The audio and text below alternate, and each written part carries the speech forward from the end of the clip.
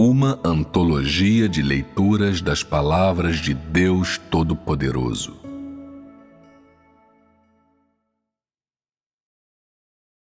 Obra e entrada. 8.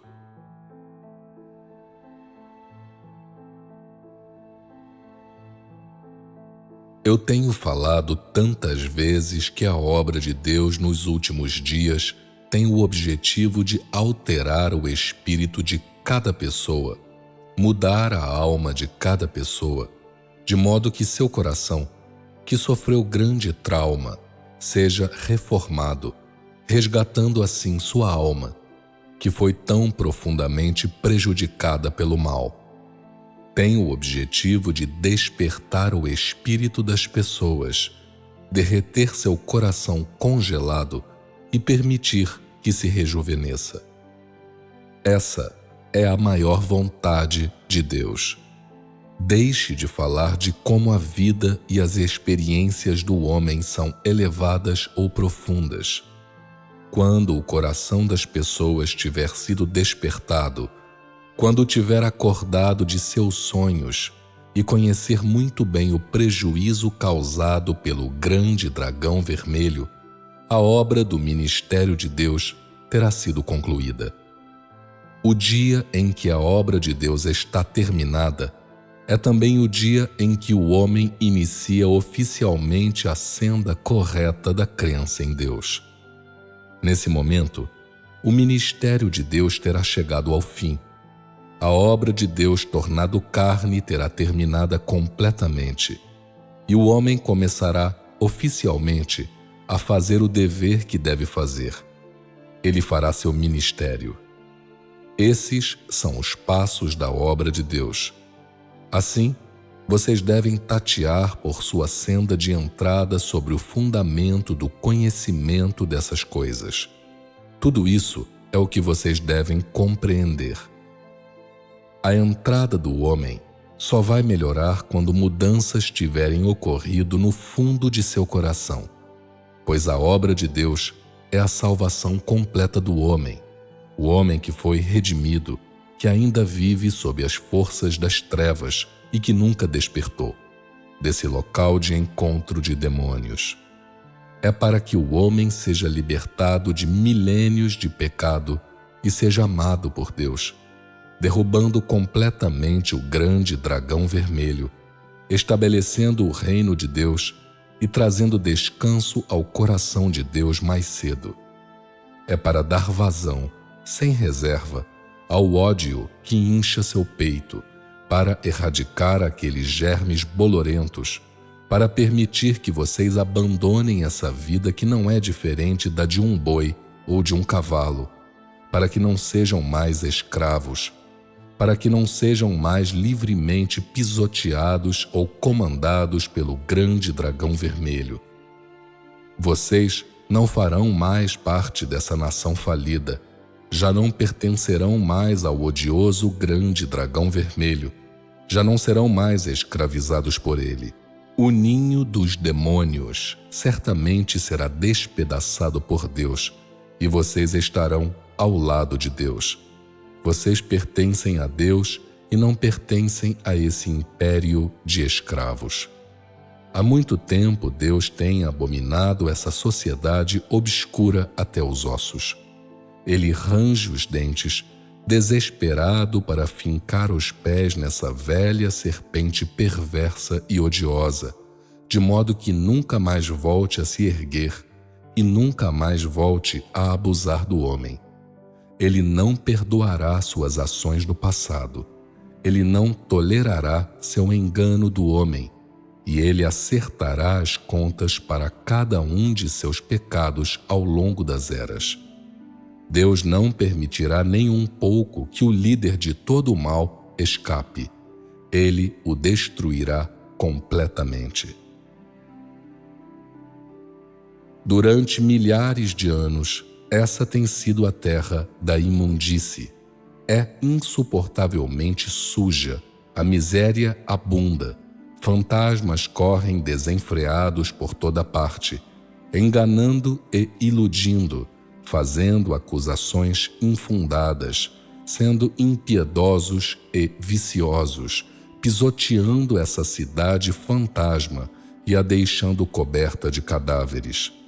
O fedor da decadência cobre a terra e permeia o ar, e é fortemente vigiada.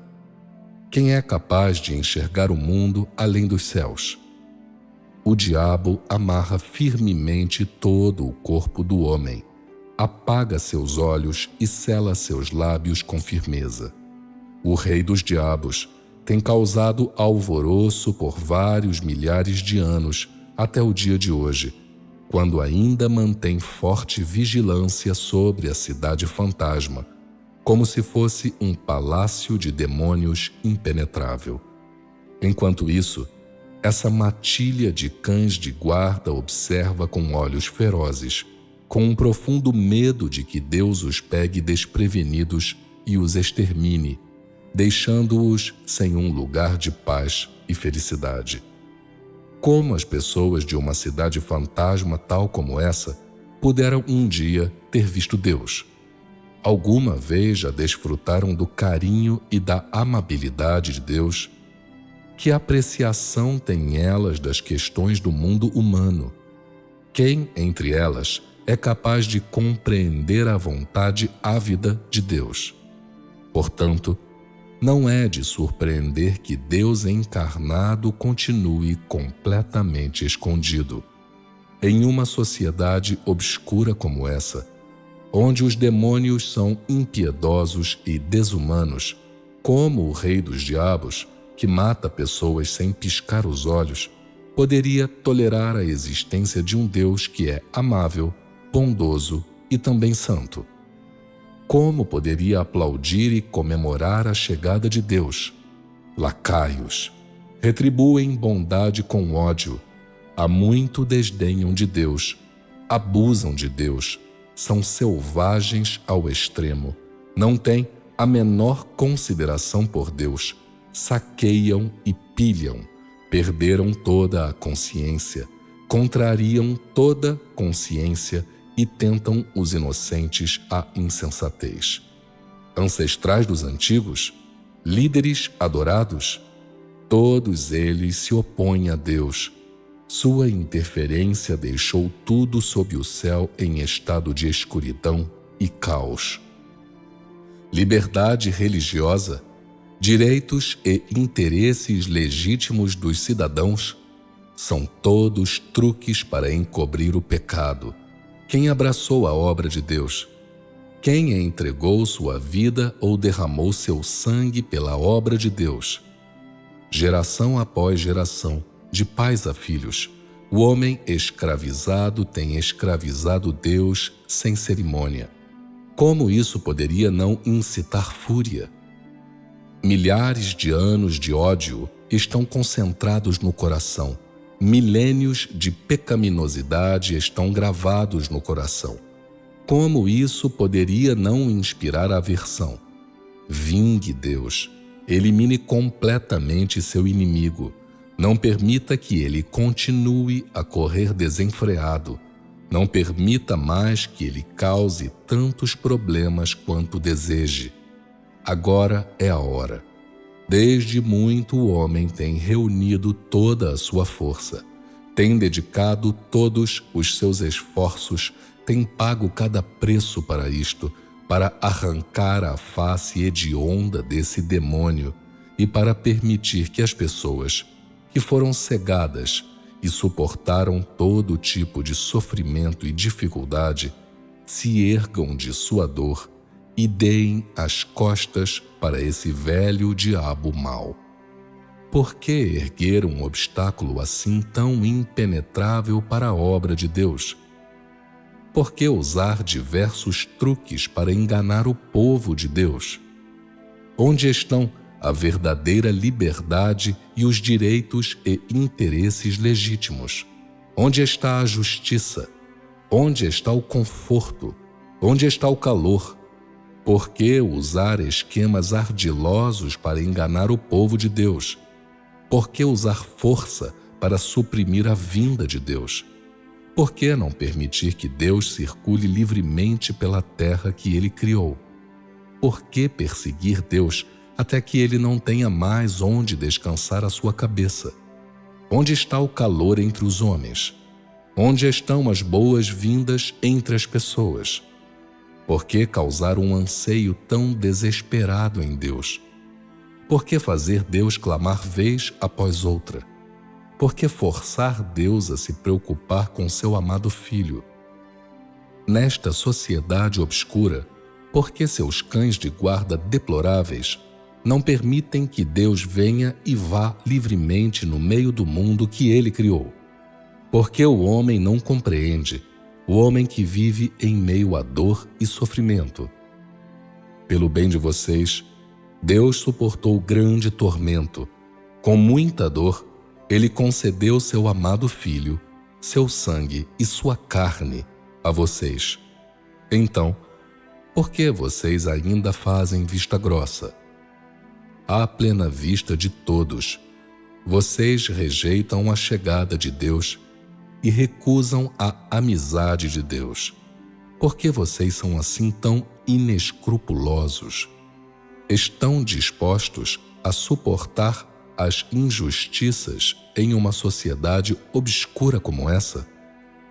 Porque, em vez de encher sua barriga com milênios de inimizade, vocês se fartam com a merda do rei dos diabos.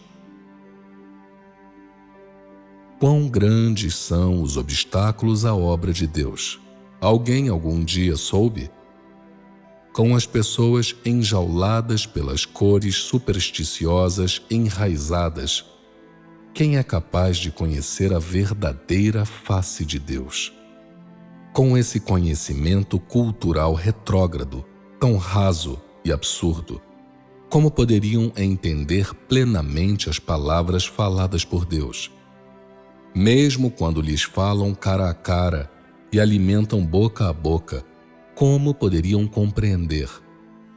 Às vezes, é como se as palavras de Deus tivessem caído em ouvidos moucos. As pessoas não têm a menor reação, balançam a cabeça e não entendem nada. Como isso não seria preocupante? Essa história cultural e conhecimento cultural distante e antigo alimentou esse grupo tão inútil de pessoas. Essa cultura antiga, herança preciosa, é um monte de porcaria. Tornou-se uma vergonha eterna há muito tempo e não é digna de ser mencionada. Ensinou às pessoas os truques e as técnicas de se opor a Deus, e a orientação ordenada e suave da educação nacional fez com que as pessoas ficassem ainda mais desobedientes a Deus. Cada parte da obra de Deus é extremamente difícil, e cada passo de sua obra sobre a terra tem sido aflitivo a Deus. Como a obra dele na terra é difícil. Os passos da obra de Deus na terra envolvem muita dificuldade. Para fraquezas, deficiências, infantilidade, ignorância do homem e tudo o que é do homem, Deus faz planos meticulosos e considerações refletidas. O homem é como um tigre de papel que não se ousa atormentar ou provocar. Ao menor toque, ele dá uma mordida, ou então cai e perde seu caminho, e é como se, à menor perda de concentração, ele tenha uma recaída, ou então ignore a Deus, ou corra para seus pais porcos e cadelas para se refestelar nas coisas impuras do corpo deles. Que estorvo enorme! Praticamente em todo o passo de sua obra, Deus é submetido à tentação, e a cada passo Deus corre grande perigo. Suas palavras são sinceras e honestas, além de não terem malícia. No entanto, quem está disposto a aceitá-las? Quem está disposto a se submeter totalmente? Deus fica com o coração partido. Ele trabalha com afinco, dia e noite, pelo homem. Ele é tomado de ansiedade pela vida do homem e ele se compadece da fraqueza do homem. Ele suportou muitas reviravoltas a cada passo de sua obra, por cada palavra que ele profere. Ele está sempre entre a espada e a parede e pensa na fraqueza, na desobediência, na infantilidade e na vulnerabilidade do homem, hora após hora, vez após outra. Quem algum dia soube disso? A quem ele pode fazer confidências? Quem seria capaz de entender? Ele sempre abomina os pecados do homem, a falta de coragem e a covardia do homem, e ele sempre se preocupa com a vulnerabilidade do homem e contempla o caminho que se estende diante do homem. Sempre, ao observar as palavras e os atos dos homens, ele se enche de misericórdia e de ira, e a visão dessas coisas sempre traz dor a seu coração. Os inocentes, afinal de contas, tornaram-se entorpecidos. Por que Deus sempre tem que fazer com que as coisas sejam difíceis para eles? O homem fraco é totalmente desprovido de perseverança. Por que Deus sempre deveria ter uma ira tão incessante para com ele? O homem fraco e impotente já não tem mais a menor vitalidade. Por que Deus sempre o repreenderia por sua desobediência? Quem é capaz de suportar as ameaças de Deus no céu? O homem, afinal de contas, é frágil, e em situações desesperadas, Deus enfiou sua ira no fundo de seu coração para que o homem possa refletir lentamente sobre si mesmo. No entanto, o homem, que está em grave problema, não tem a menor apreciação pela vontade de Deus. Ele foi pisoteado pelo velho rei dos diabos, mas ainda está completamente inconsciente. Sempre se coloca contra Deus, ou não é nem quente nem frio para com Deus. Deus proferiu tantas palavras, no entanto, quem algum dia as levou a sério? O homem não compreende as palavras de Deus e, no entanto, permanece imperturbável e sem anseio, e nunca realmente conheceu a substância do velho diabo. As pessoas vivem no Hades, no inferno, mas acreditam que vivem no palácio do leito do mar. São perseguidas pelo grande dragão vermelho, mas se consideram favorecidas pelo país. São ridicularizadas pelo diabo, mas acham que desfrutam do talento artístico superlativo da carne. Que bando de miseráveis, sujos e baixos eles são! O homem deparou com o infortúnio, mas ele não sabe disso. E, nesta sociedade obscura, ele sofre percalço após percalço. No entanto, ele nunca acordou para isto. Quando será que ele vai se livrar dessa bondade para consigo mesmo e desse caráter à escravidão? Por que ele é tão desinteressado quanto ao coração de Deus? Ele tolera essa opressão e dificuldade em silêncio. Ele não espera pelo dia em que poderá transformar a escuridão em luz? Não deseja mais uma vez remediar as injustiças contra a justiça e a verdade? Está disposto a observar e não fazer nada, enquanto as pessoas abrem mão da verdade e distorcem os fatos? Está feliz de continuar suportando esses maus tratos? Está disposto a ser um escravo? Está disposto a perecer nas mãos de Deus com os escravos desse estado fracassado? Onde está a sua determinação? Onde está a sua ambição? Onde está a sua dignidade? Onde está a sua integridade? Onde está a sua liberdade? Você está disposto a oferecer toda a sua vida ao grande dragão vermelho, ao rei dos diabos? Está contente em deixar que ele o torture até a morte? A face das profundezas é caótica e escura. As pessoas comuns sofrendo tal aflição, clamam ao céu e reclamam à terra. Quando o homem será capaz de erguer a cabeça? O homem está esquelético e emaciado. Como pode enfrentar esse diabo cruel e tirânico? Por que ele não entrega a vida a Deus assim que possível? Por que ainda vacila? Quando poderá terminar a obra de Deus? Despropositadamente maltratado e oprimido a sua vida toda, no fim terá sido gasta em vão. Por que ele tem tanta pressa de chegar e tanta pressa de partir? Por que ele não guarda algo precioso para entregar a Deus? Ele esqueceu os milênios de ódio? Talvez muitas pessoas detestem algumas das palavras de Deus, ou talvez nem as detestem, nem tenham qualquer interesse por elas. Independentemente de qualquer coisa, os fatos não podem se tornar raciocínio absurdo.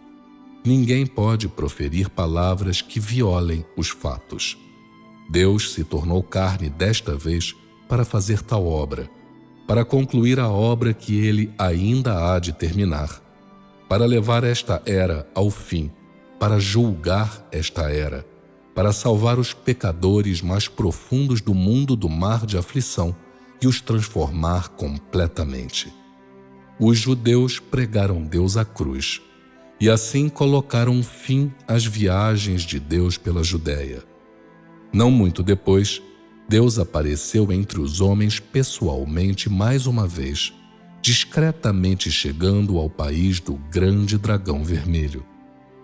Na verdade, a comunidade religiosa do Estado judeu já tinha há muito pendurado a imagem de Jesus nas paredes e, de suas bocas, as pessoas exclamavam: Senhor Jesus Cristo. Mal sabiam elas que Jesus já tinha há muito aceitado a ordem de seu Pai de retornar para o meio dos homens para terminar o segundo estágio de sua obra, que ainda tinha que ser completada. Como resultado, as pessoas foram tomadas de surpresa quando olharam para ele. Tinha nascido em meio a um mundo em que muitas eras tinham se passado e apareceu entre os homens com a aparência de alguém que é supremamente comum. Na verdade, enquanto eras se passaram, suas roupas e sua aparência como um todo mudaram, como se ele tivesse renascido. Como é que as pessoas podiam saber que ele é exatamente o mesmo Senhor Jesus Cristo que desceu da cruz e foi ressuscitado? Ele não apresenta o menor vestígio de ferimento, da mesma maneira que Jesus não se assemelhava de maneira alguma a Jeová. O Jesus de hoje, há muito tempo já não tem mais o comportamento de tempos passados. Como as pessoas poderiam conhecê-lo? O ambíguo Tomé sempre duvida que ele é Jesus ressuscitado. Sempre quer ver as marcas dos pregos nas mãos de Jesus antes que possa ficar em paz. Sem as ter visto, ele sempre estaria sobre uma nuvem de desconfiança e é incapaz de colocar os pés no chão firme e seguir Jesus. Pobre Tomé! Como é que ele poderia saber que Jesus veio para fazer a obra encomendada por Deus o Pai? Por que Jesus precisa levar as marcas da crucificação? As marcas da crucificação são a marca de Jesus? Ele veio trabalhar pela vontade de seu Pai. Por que viria vestido e adornado feito um judeu de vários milhares de anos atrás? A forma que Deus toma na carne poderia atrapalhar a obra de Deus? De quem é esta teoria? Por que, quando Deus opera, tem que ser de acordo com a imaginação do homem? A única coisa em que Deus se concentra em sua obra é para que ela tenha efeito. Ele não obedece à lei e não há regras para a sua obra. Como o homem poderia entendê-la a fundo? Como o homem poderia penetrar completamente na obra de Deus confiando em suas noções e imaginações? Então, é melhor que vocês se acalmem. Não façam estardalhaço em relação a trivialidades e não criem caso com coisas que simplesmente são novas para vocês. Isso vai fazer com que deixem de fazer de si mesmos uma piada e com que as pessoas deixem de rir de vocês. Você acreditou em Deus durante todos esses anos e, no entanto, ainda não conhece Deus. No final, você está mergulhado em castigo. Você, que está no topo da classe, está imputado às fileiras dos castigados. É melhor não usar de esperteza para exibir seus truques mesquinhos. Sua miopia realmente é capaz de perceber Deus, que compreende de eternidade a eternidade? As suas experiências superficiais podem lhe permitir enxergar completamente a vontade de Deus? Não seja presunçoso. Deus, afinal de contas, não é do mundo. Então, como a sua obra poderia ser do jeito que você espera?